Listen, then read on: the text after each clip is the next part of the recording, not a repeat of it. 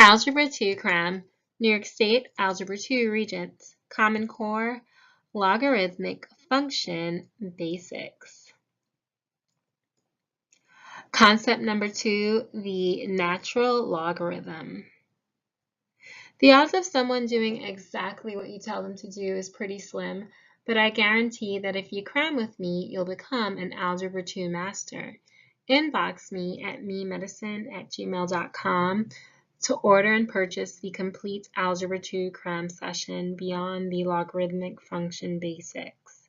You have lots of friends, colleagues, and or peers who are taking Algebra 2 with you as well, and they too could use a boost. So tell them to inbox me at memedicine@gmail.com and order the complete Algebra 2 cram session. You'll be glad you spread the word because they'll make great study buddies.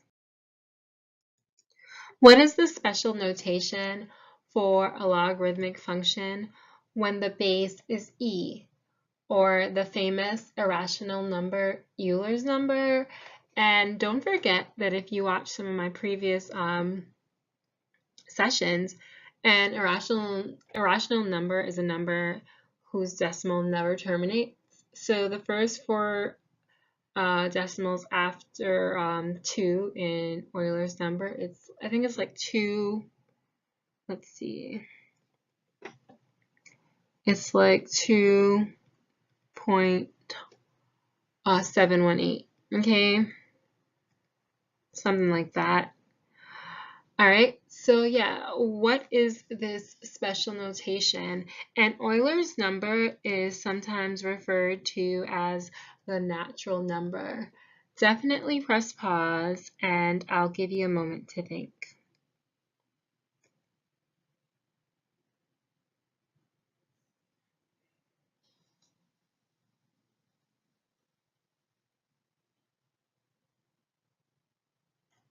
All right, so hopefully by now you were able to press pause and come up with a solution.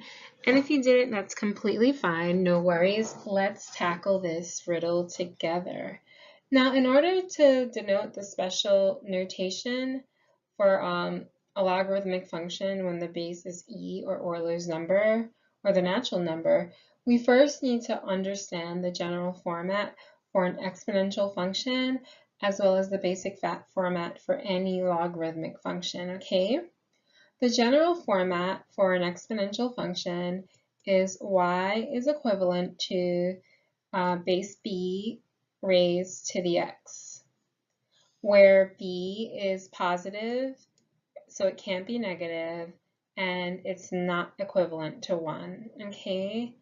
And when these rules are met, this is called an exponential function. Don't confuse this with a polynomial function where the base is the independent variable x and the exponent is some constant such as 2, 3, 4. Okay, don't confuse that. All right, so again, for an exponential function, the base b is constant. The exponent is what the base is being raised to, and the result is called the power. Sometimes the power is interchanged with the term exponent, but this is a misnomer. The power is the result. Let's say we allow the value of the exponent to be 2, then the result y would be the second power of the constant b in that particular scenario, okay? Excuse me. Now, a logarithmic function is the inverse of the corresponding exponential function with the same base, okay? But instead of yapping away, let me show you what I mean by this. So y is equivalent to log of base b of x. All right, this is a little new to some, a little old to others, and it can, no matter how familiar you are with this concept, it can still seem a little bit elusive. So let me just clarify exactly what this is.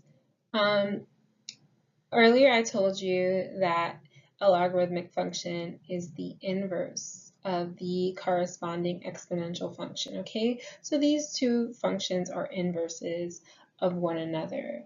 This means that y equals log base b of x is also going to be equivalent to x equals b raised to the y, okay?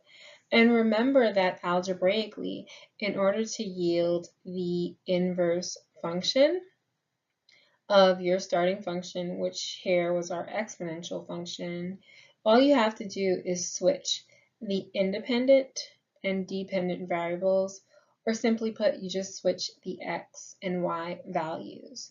So for this, for any inverse function, constants remain constants, but now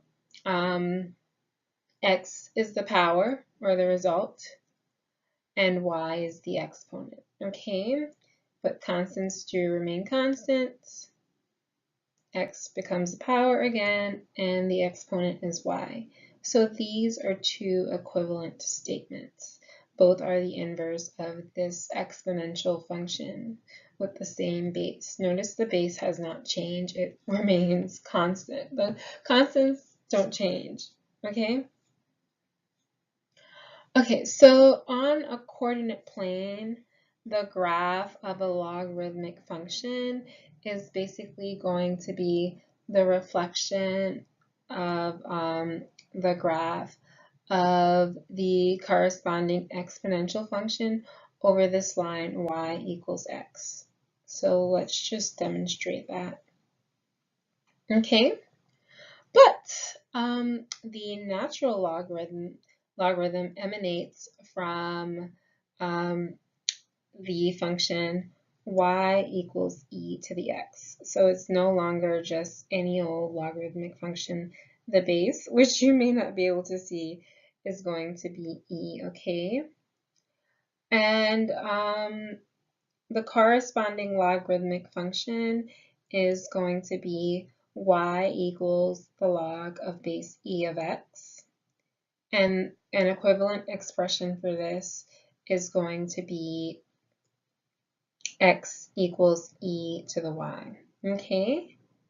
Or to answer our original question, the special notation is basically going to be y is equivalent to the ln of x, where ln is shorthand for logarithm natural, okay?